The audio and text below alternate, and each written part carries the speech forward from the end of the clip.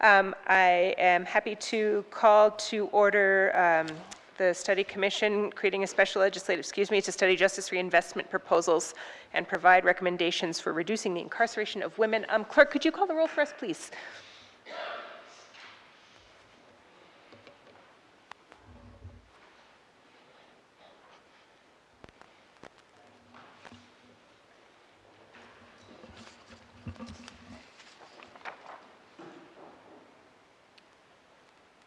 Chair Coleman.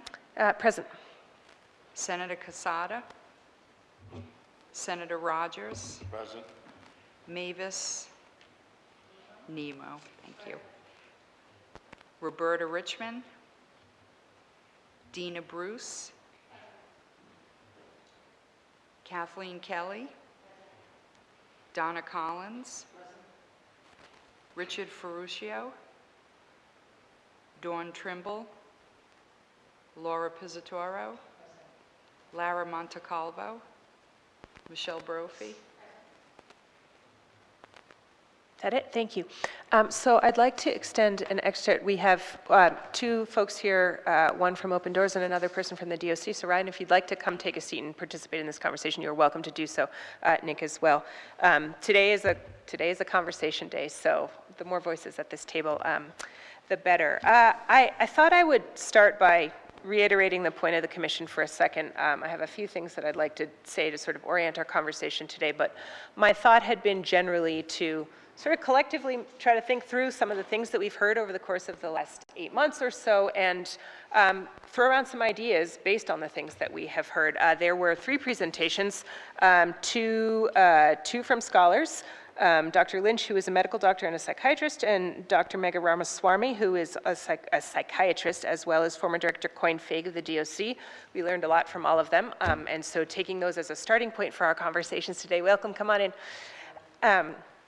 So briefly, again, the goal of this commission, I'm going to just actually, it's short enough that I'm going to gloss it briefly.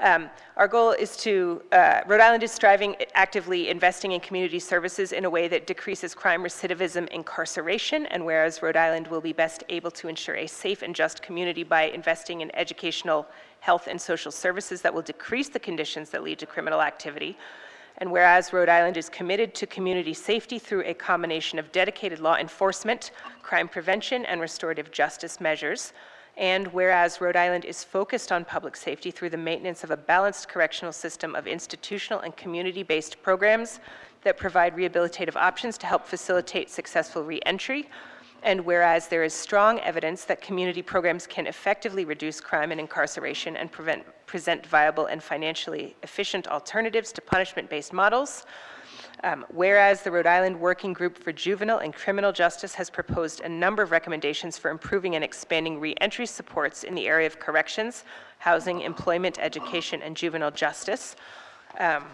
whereas it is necessary to continue to establish clear plans for funding and implementing the proposals of the Rhode Island Working Group for Juvenile and Criminal Justice, the Justice Reinvestment Working Group, in ways that will allow for greater community investment, and whereas women enter prisons with very high rates of addiction, trauma, and physical abuse, and most women in prisons are mothers of children, it is necessary to prioritize the development of and launch of an expanded diversion and alternatives to incarceration that can help these women recover from these challenges to avoid further incarceration.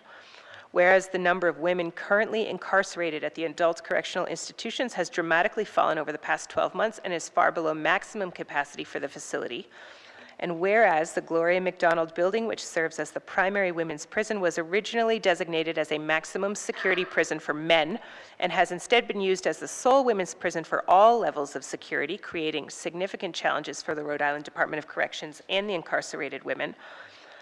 Whereas the Department of Corrections has proposed in its fiscal year 21 budget to close the Gloria McDonald for purposes of reducing the budget, therefore be it resolved that a special legislative commission is hereby created, and that's us. Over the course of the time since we have begun meeting, we've heard from a number of guests about their recommendations, about their scholarship, three of whom are scholars, two of whom were scholars, and one of whom was the former DOC director. And what I'd like to do today is talk a little bit, I'd like to actually invite everybody to go around the room and just talk about what stood out to us from the previous meetings. Like I can say for myself, you know, the things that stood out to me were the incidents of abuse and trauma that the women in our state were dealing with at the time of their incarceration. So I have notes from Dr. Lynch's proposal here, or her slideshow, which I pulled up today. But 60% of those women met the cutoff for PTSD, which really stood out to me. And about 80% of women met the cutoff for substance abuse disorder.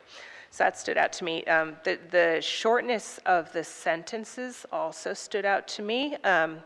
And as was described in both former Director Coyne's presentations as well as our two other guests, that those short sentences leave them out of the majority of services. So you can't, you know, like finish a college class or whatever it is that you're going to do because you're there for a short period of time.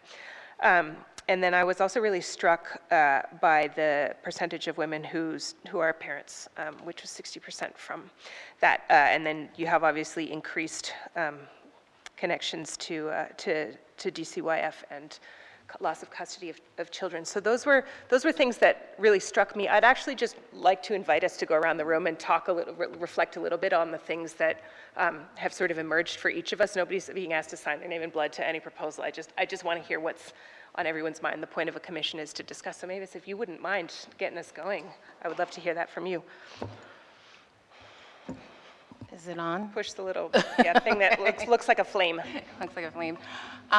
You know, I don't think I have anything material or more material to add to some of your observations, but I would say from my experiences, and that was running a behavioral health delivery system at a county level in another state, and then what we see here now, the Center for Health and Justice Transformation, we are part of the Lifespan Health System, and we also help to co-found the Transitions Clinic. And so we observe front-end with the medical discharge plan and contract with the Department of Corrections, the issues that are coming before us for people who are leaving incarceration and what the care transitions are that are necessary for them.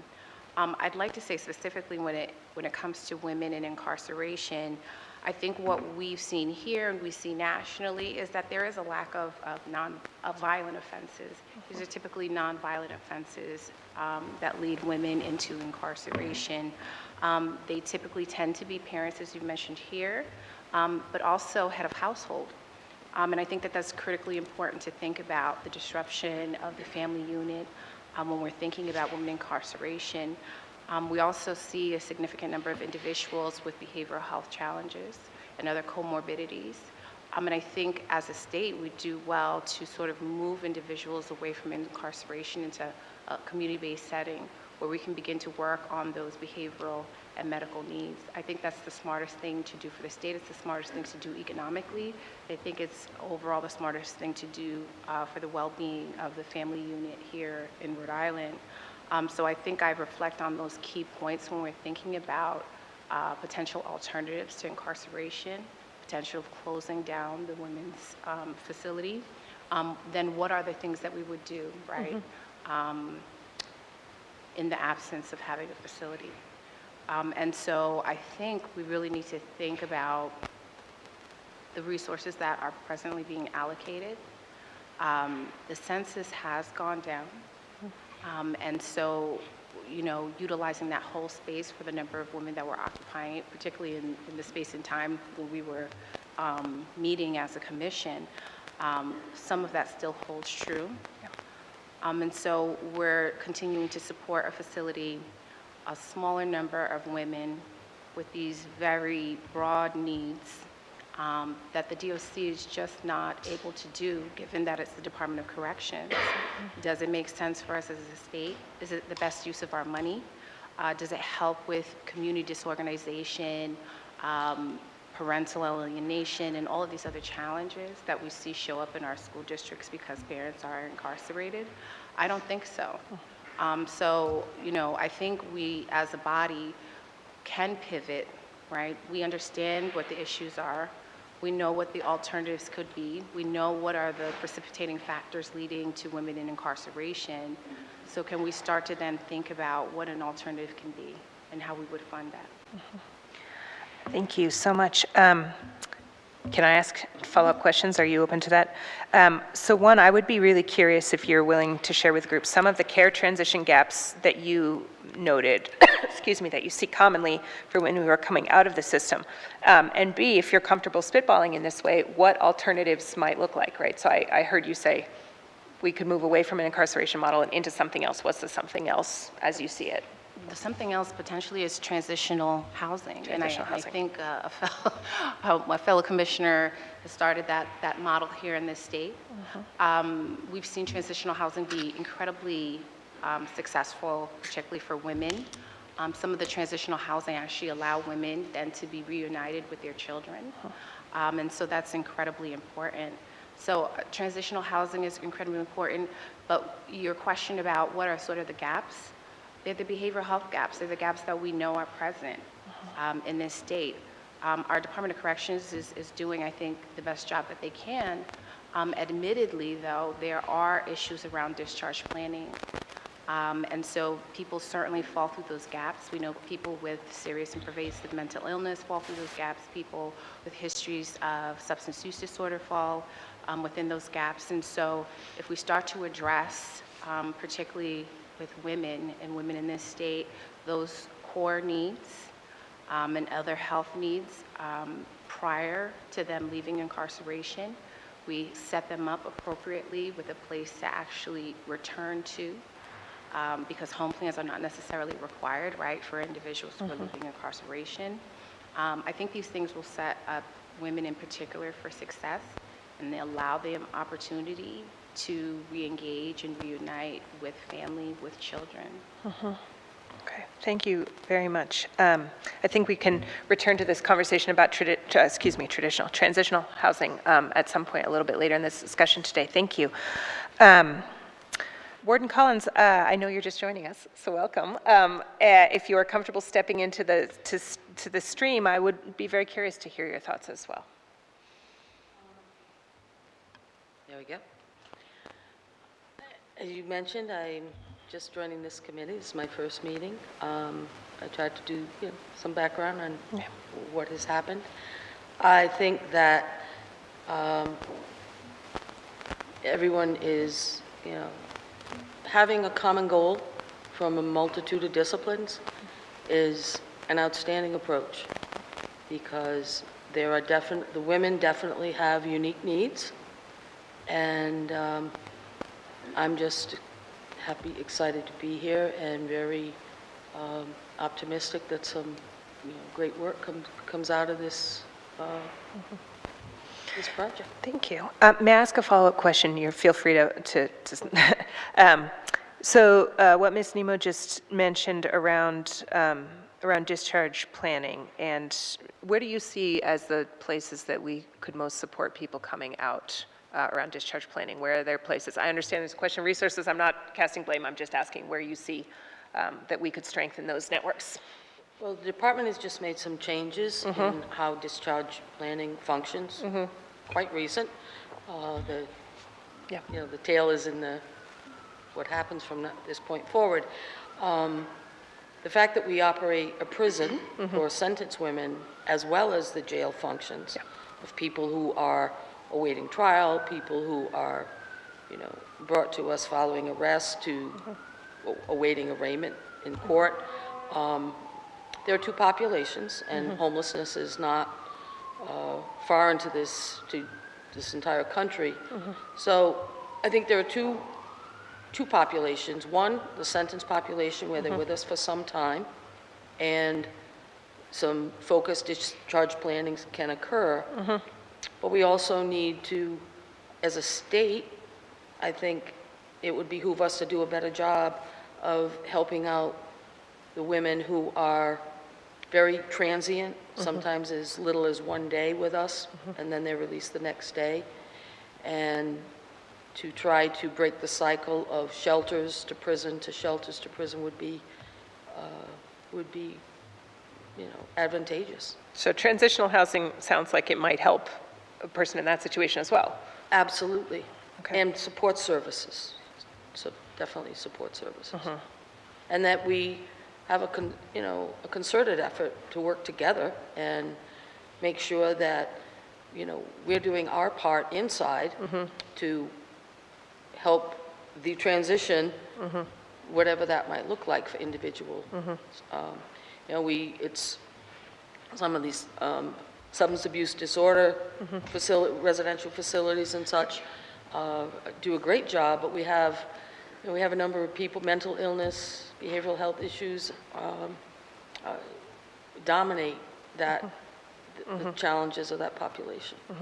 So I'm excited that there's So if there were more resources in the community, perhaps delighted. we could, okay. All right, that's helpful. I always like hearing the same thing from two different people. It's great. Ms. Bruce? My name is Dina Bruce. I am formerly incarcerated, 5-time felon. Thank you. Certified peer recovery specialist, and I'm program director of Open Doors. I run a homeless shelter and also the first reentry focused transitional house for women in the state. I'm very grateful to be able to be in the position that I am now. I feel like there were issues that I saw even when I was in a sober house, when I was in prison, and when I was not program manager, when I was house manager at a sober house. I said, one day, I swear, I'm going to do it, but I'm going to do it differently. I was fortunate to have a good upbringing, and I learned a lot of tools, values. My parents taught me those things. I just ended up going the wrong way. So I always remembered the things that I was taught, but I've come into contact with so many women through being in prison. I worked in a dual diagnosis treatment facility for 8 years with men and women. And the story, there's similarities with all of them.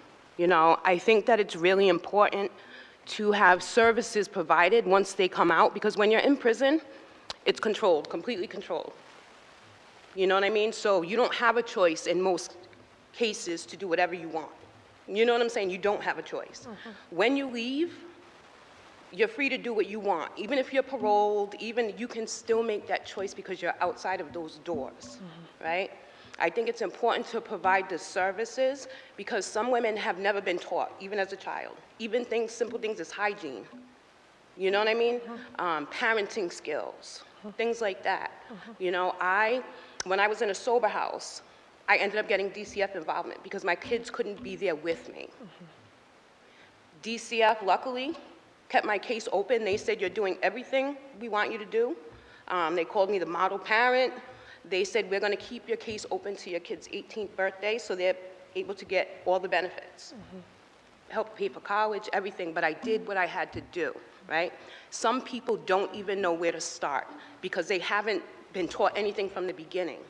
So you put them in a place like the house that Open Doors has, Foundations, and we have the wraparound support services, If you come out of prison, most likely if you've been on drugs and you're running the streets and stuff like that, you don't have your ID. You don't have your birth certificate. Because you don't keep up with things like that. You may never have had a job, We help them with that. We have the employment specialists. We have myself and the case manager are both certified peer recovery specialists. There's a lot of services that we provide. We do the house meetings. If they go out in the community and they're struggling or they've been triggered for whatever reason, they can come back to the house and we can process that with them, And it's really helpful, and I see the change and the difference between that house and the regular sober houses. I think having those services makes a huge difference. And people, if that's the life that they're used to, they're going to keep repeating that cycle, and they're going to keep going back because when they get out, if there's nowhere safe for them to go, they're going to go right back to the environment that they came from. You know what I mean? Around the same people that are doing the same things, and they can have all the good intentions in the world, and they could want to stay clean because I did. You know what I'm saying? But that's not always enough. That's not enough. So I'm glad to be here and just give my input. I think that more houses like the one, Foundations is needed. So if I were to, I'm trying to list out some of the services that you had mentioned. So recovery support, what else would be on that list of like services available within housing? We have a whole employment. Okay, employment, team, parenting. you know what I mean? If they've never worked and they need help with the resume, like we have them, they come over to the house to meet with some women. We send them over there, you know, they have to meet with the case manager weekly. You know, just to make sure everything's going according to plan. There's rules, there's structure. They have to go to meetings. We have people that come in to provide services. Like there's a woman, a professor from Johnson and Wales, and she's going to be coming in to do a group with them monthly. We had some students come in, you know, so there's a lot of people that want to get involved because they see what we're doing, and I think it's because they believe that it's going to work or that it can work. So recovery, employment, mental health, is this the group, that's the group, or is that a recovery group? No, it's a house meeting. Okay. We do recovery groups. Like I said, they have to go to meetings. We do have a therapist that we refer them to. She specializes in trauma. You know, so the women that, you know, need those services or feel that they need those services, we get them connected with her, and then they start seeing her regularly. And being in the same building is helpful. The housing piece is an important piece of it.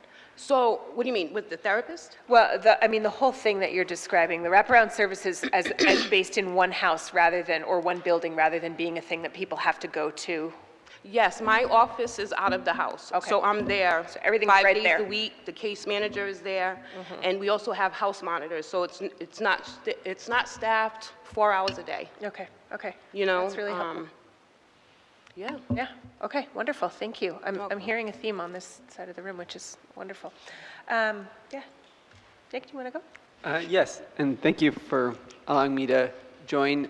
Nick Horton, I'm the co-executive director of Open Doors, and I have been to the last 2 meetings, and so just to start with that question, what struck us from those meetings, the thing that I remember being particularly struck by was the very high rates of victimization from sexual assault. There were sort of different categories that were presented to us, but it seemed like the majority of women had been at one point victims of sexual assault that were inside of the facilities that were studied. And so it made me think about the women's prison less as a building that we use to control crime and more as a building we use to house victims from that data, I guess. I found that particularly upsetting. So our agency is focused on helping people that have been in prison, and I would say at this point our #1 priority as an agency in terms of where we want to put our energy is decreasing the incarceration of women. And so we've been doing a lot of work on this topic since we met last as a group, and we'd love to have everyone's help in generally and some specific ways in continuing that work. And I know that everyone here is dedicated to this goal. I also know that a lot of your agencies can't make this your focus. You have to focus on other priorities as your #1 goal. But for us, this is definitely a priority. So as Dina talked about, we opened this building. We raised close to $1 million in capital funds and operational funds to do it, and have been open since September. And we view it as sort of a pilot to show that the ideas that were just talked about earlier around diversion and alternatives to incarceration are very much possible. But there's still, this is just a tiny step in the direction that we'd like to go. So I do have some very specific things that I'd like to put on the table that I'd love to see us working together on, sort of from the more systemic to the very granular. So I'll start at the granular level. We really want this house to show not just that you can help justice involved women stay out of prison, but that you can actually use it as a model for diversion.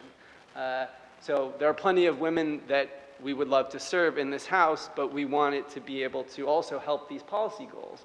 And so to that extent, we want to identify women that would otherwise be in prison to provide them the services. And we believe we've created a high enough level of support that we can justify those sorts of diversion. And so since we've opened, we have been, and actually even before we opened, we started having conversations with the Public Defender's Office, the Attorney General's Office, and with Laura.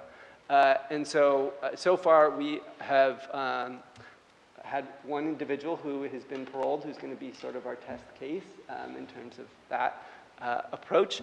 But we have yet to really identify anyone from the courts through the Attorney General's Office or the Public Defender's Office. So we'd love to be able to continue that conversation with the judiciary and figure out exactly how to do that.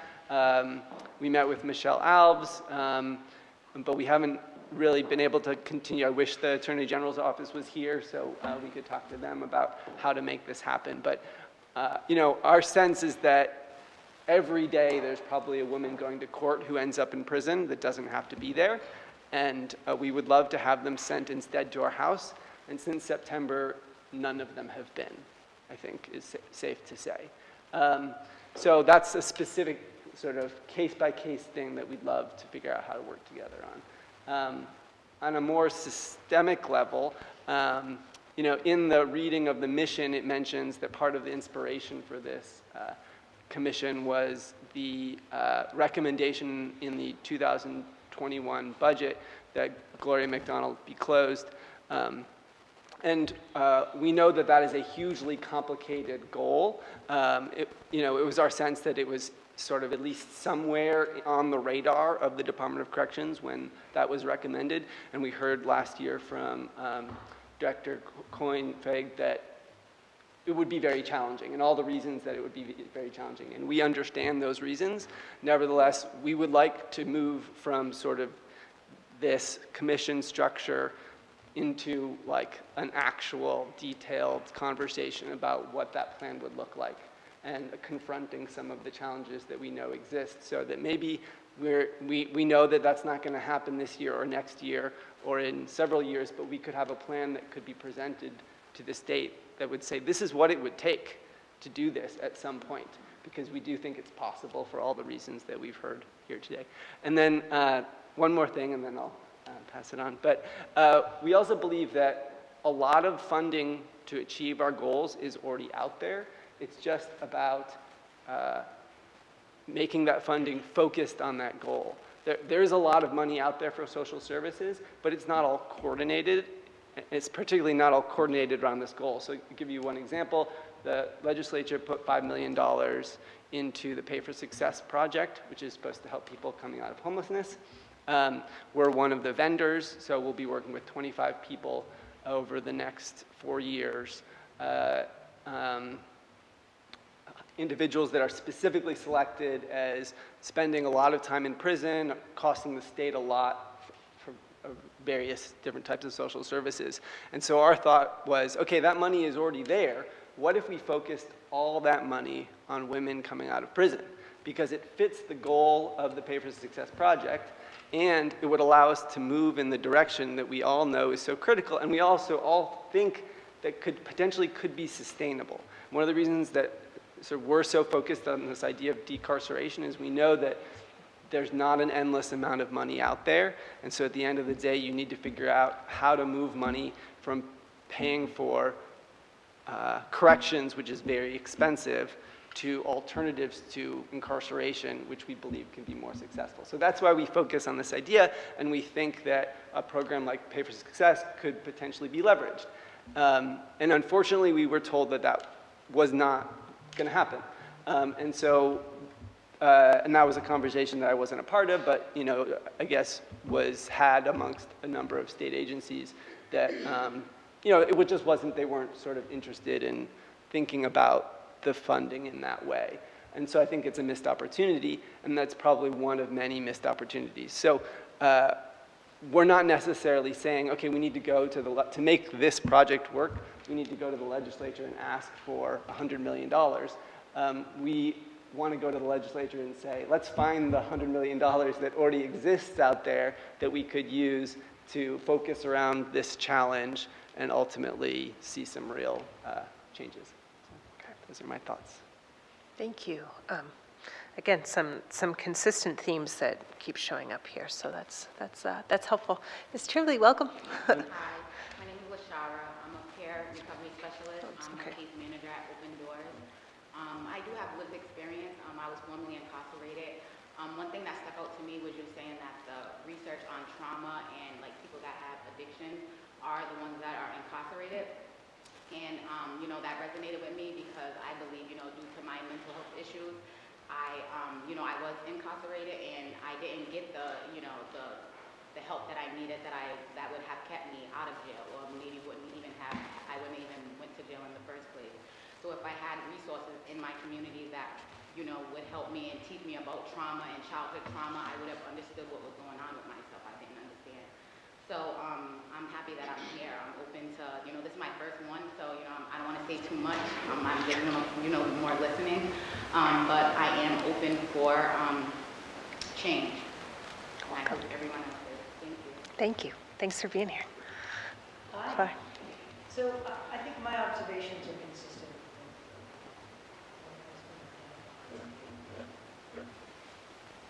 Global about the nature of our work that leaves the second chances of rehabilitation for people who got sad. The person I'm sitting on this commission and the past several meetings that we've had, I can only echo really what has been identified, which is there are not a lot of women serving lengthy sentences in prison. And so, I'm sorry, thank you.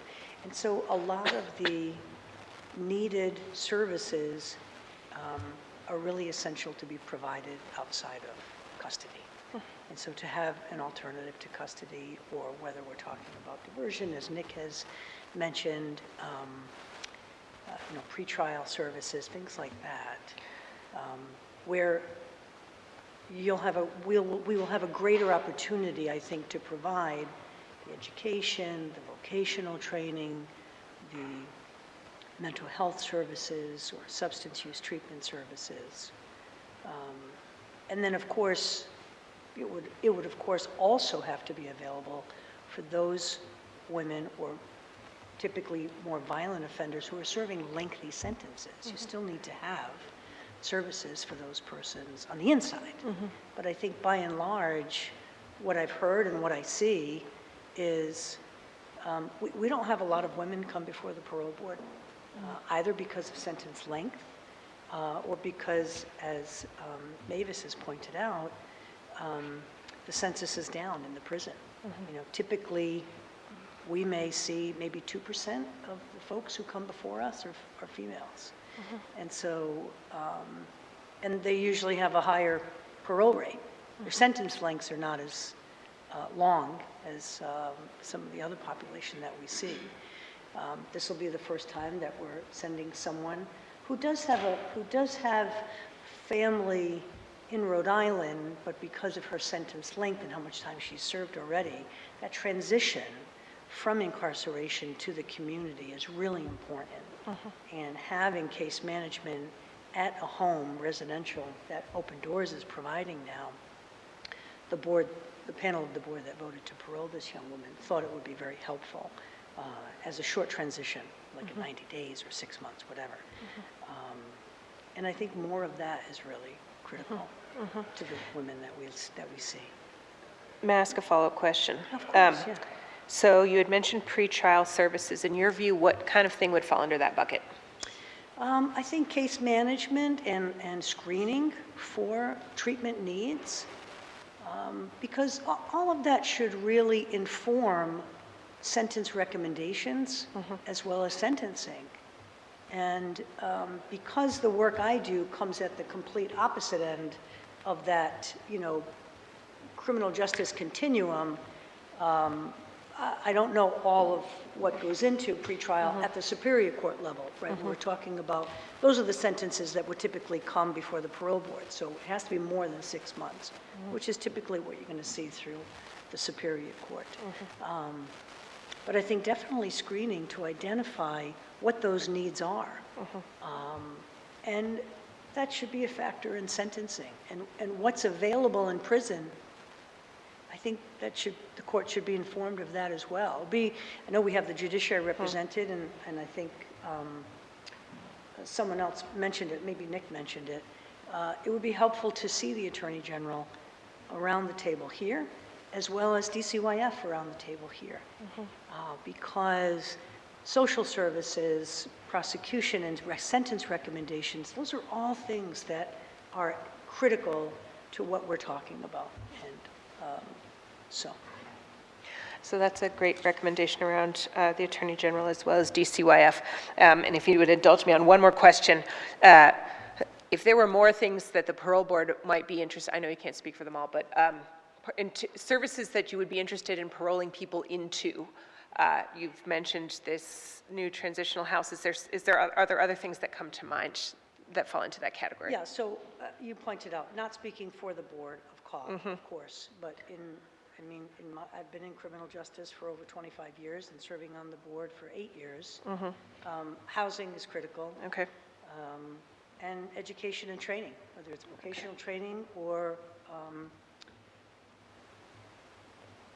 education, secondary and post-secondary education for women. I mean, people need to have the skills to help break their cycle of reincarceration. That's part of their treatment, is having them have the education and skills, whether it's life skills or higher education or vocational skills, to break that cycle. Wonderful. And we're going to go to the judiciary next. So Ms. Kelly, if I could direct a couple of these questions that Laura had surfaced at you, or just at some point during your remarks, I'd be grateful. So around I'm particularly curious about pretrial services and screening, what does exist to the extent that it exists, and also to what extent is the court currently informed of services that are available at the DOC for women, and also then your responses to the things that we've heard in the commission thus far. Sorry, that was a tall order right out of the gate. Thank you. Break it down. So I am general counsel for the Supreme Court. I've been general counsel for about 1.5 years. Before then, I was executive counsel for the Department of Corrections. So I actually have a fair amount of Department of Corrections knowledge, probably more than I have court knowledge. And I think that the theme around this table is absolutely on point. I don't think anybody disagrees that transitional housing as an alternative to incarceration or post-incarceration makes sense, particularly for women. And unfortunately, fortunately, because on one hand, it's fortunate the population is small. However, as Lara pointed out and others pointed out, the population is not only small, but it's also generally short sentences. So you end up in a situation where women are incarcerated. They don't get a lot of services. They go back out into the community. Their children are generally with other people. It's extraordinarily disruptive. There's also, I think it's important to remember, and somebody brought it up, the difference between pretrial and obviously post-incarceration. Transitional housing can't be, I don't think, kind of a one-size-fits-all option. Individuals who are, I'd like to envision a situation where instead of being held without bail, waiting disposition, you're in a transitional housing environment, receiving the services that you probably need. And then on the other side of that coin, at the end of an incarceration sentence, transitional housing, not just out the door back to wherever you can find or wherever you came from, but out the door into a transitional housing setting. I think the idea of, Dina sounds fantastic, the idea of the wraparound services that come to you and that they're there for you. And there are people, you've got coaches to talk to and case managers to talk to help you transition out of prison to the world with this step down. You know, most of the pretrial services at the court now comes out of the district court, not the superior court. Okay. The way the system works in Rhode Island, every individual that is charged with a criminal offense initially ends up at the district court level. And then, depending on whether it's a misdemeanor or a felony, they either, their cases are handled in the district court if they're misdemeanors, but if they're felonies, they're handled in the superior court. The superior court has actually been talking a lot in the last little while. In fact, I think it was a pretty robust conversation before COVID, was creating a more robust pretrial services department or option in superior court. So can I just make sure I understand you? Sorry for interrupting. If pretrial services come out of district court and all felonies are directed to superior court, Right. everybody who's accused of a felony just sort of misses the boat on the pretrial services. So what happens is you come out, if you are arraigned on a felony, Yeah. the case is what they call screened by the Attorney General's office. While that screening is going on, you're in the jurisdiction of the district court. So those pretrial services can be there while your case is being evaluated. But not after. Exactly. So then what happens is once your case is transferred to the superior court because it's a felony, those pretrial services are no longer available Disappear. to you through the district court, generally speaking. Okay. What pretrial and district court does try to do is find community-based organizations to help that person continue.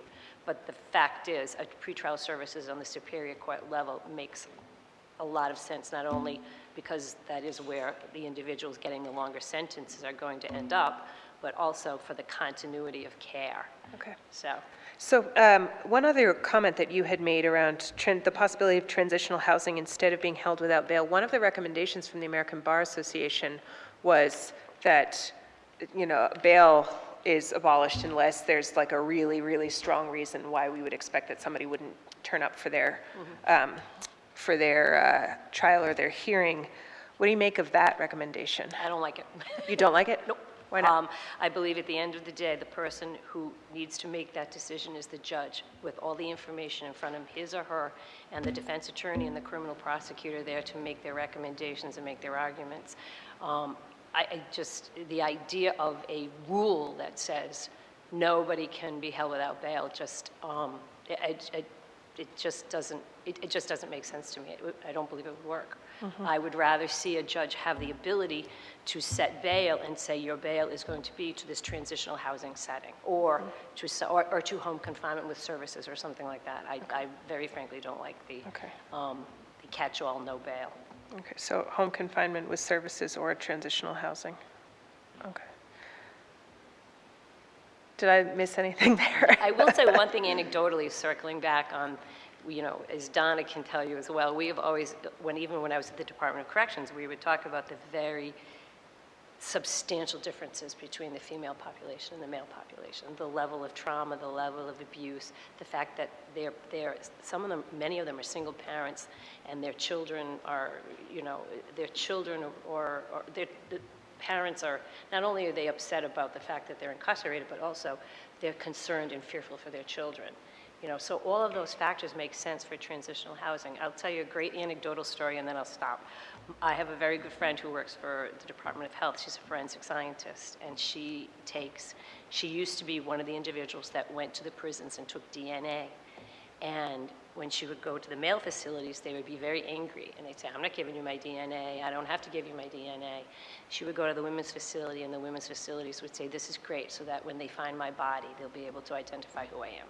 So that gives you a very kind of fundamental feeling of where these women are coming from. So, yeah, okay, that's right to the core of it. Thank you. All right, thanks, Ryan. So what stood out to me, and I'll sort of echo what many others have said around the table, is the need for expanded services. And I look at it in three buckets: diversion pre-incarceration, rehabilitation during one's incarceration, and services upon reentry to the community. And I think for us to have the kind of conversation that we're talking about, what does Rhode Island look like without a women's prison, I think those are the three buckets that we have to fill with actionable, tangible services that this population can utilize. And I'll just say too that we need to continue to think creatively about how some of those services can be delivered. with the transient nature and of the women's population and the shorter sentences, there's not as much of an opportunity in terms of time frame to provide these services. So, we've been trying to lean on some partners. We have the Department of Labor and Training coming into the facilities and doing job fairs, job training with the female population. To hear that that's something that you want to do or are doing is great, because that continues the work that starts on the inside and can continue on the outside. And I think there needs to be, that's an example of the warm handoff that's missing in many cases in the work that's done on the inside, and then someone re-enters the community, and it's great that that's happening in that instance, but in a lot of cases it's, okay, then what? Your point about having that structure during one's day or not the ability to choose. When you re-enter the community, in a lot of cases, particularly women, they're on their own, their options are limited. So having that kind of warm handoff is I think, critical. Okay, so continuity. Can I ask you to expand a little bit on successful diversion programs as you've seen them? To be perfectly frank, I don't think there are many successful diversion programs for women. I think that's why the population is so transient. Okay. So it sounds like we have our work cut out for us in thinking through that challenge, as well as around housing and the provision of services generally. Thank you. Anything else you want to add? No, thank you. All right, great. Ms. Brophy. Thank you. I think I was invited because of my background before coming to the state. So I've spent 27 years working in housing and homelessness, 7 at Rhode Island Housing, 10 at the Corporation for Supportive Housing, and now 10 at the state. And I agree with everything everyone said. When I was at CSH, we actually provided the acquisition loan for the first supportive housing project. And I just remember thinking to myself, this is the first of many. What we tend not to do is fund things to scale. So I love the idea of implementing transitional housing. I hate to say this, there's not a lot of federal funds for transitional housing. So we keep trying to, and I heard this from someone with lived experience from Texas, and I keep repeating it, we need to square our holes. We keep trying to put a square peg in a round hole. So there's tons of money out there for permanent supportive housing, but for certain populations, transitional is needed. And because there's not federal dollars, we tend to use our state dollars to only match the federal dollars. So I think we need to create that plan, and we need to see where we're going to get the services from. On the behavioral health side, in the 80s and 90s, we deinstitutionalized, which was great for the individuals in the institutions, but we didn't build up the communities the way they needed to be built up, so we don't have the housing opportunities or the community-based treatment programs that we need that people could, benefit from. So I love the idea of creating a plan. I love your buckets. My buckets are always, if we're going to do this, whether it's transitional, permanent housing, or community-based settings like treatment, residential treatment, we need capital, operating, and service dollars. So we need to be able to purchase buildings and rehab them. We need to be able to operate them. And then we need the services to wrap around. And that includes everything everyone's mentioned. I'm glad I'm going last because I don't have to repeat what everyone's just said. I agree wholeheartedly. Okay. All right. So I'm hearing a continual focus on, but I appreciate your deeper dive into the funding mechanisms. That kind of thing is actually, it's something we run into in government a lot, right? So there's federal money for this, but you have to match it, and if we don't have them, so a match one year maybe leads to a drop-off fiscal cliff in subsequent years. Senator, would you like to offer any feedback? I know that you're joining us for the first time today, but we'd love to hear from you. Yes, because of conflicts on scheduling, I couldn't make any of the meetings before. This one was the latest one in the afternoon. I still rescheduled to get here, but it's probably good that when I walk in and I hear, sometimes if you're in these meetings all the time, things kind of just get said multiple times and it just kind of repeats itself and you really don't pay attention to it. So me being here the first time, it might be interesting to note some of the things that I heard that kept sticking that may get blended. But again, the common theme I see is the prison terms have been reduced considerably short term. And the other theme with that is because that quick moving door, that whether the services are there, maybe things are moving so fast that they're not getting the ability to slow it down and give them what is possibly there and the information that they can use for mental health issues or for PTSD situations is there, and they're not getting it because the wheel's moving so fast. So that's what I heard out of this, and maybe we can focus on slowing down on certain points to get them so they don't be recidivative cases where they come back in and just repeat the cycle. Okay, wonderful, thank you. And thanks I appreciate joining us. The scheduling is always a challenge because, for all the reasons that everyone's very familiar with, but we're glad to have you today, and thank you for that. So what I'd like to propose is this. We're coming up on the hour. We have a short meeting today because it's the end of the workday. But I heard a couple of themes, and what I think I would like to do, we have a sort of mid-commission report due, and what I think I'd like to do is work with our staff to create a draft of that and dedicate our next meeting to actually talking about some of the themes and recommendations that have come up at this table today and also in prior meetings, and move us towards a little bit more of a concretized vision. I mean, I will say, I heard without exception today, transitional housing, services, and like I heard that from everybody. So we clearly have some agreement around the table around at least that. And then we can maybe dig into the weeds about what that would mean and who that would support, how we think about it, how we think about funding it, and just and concretize that a little bit. Does that sound like an okay plan?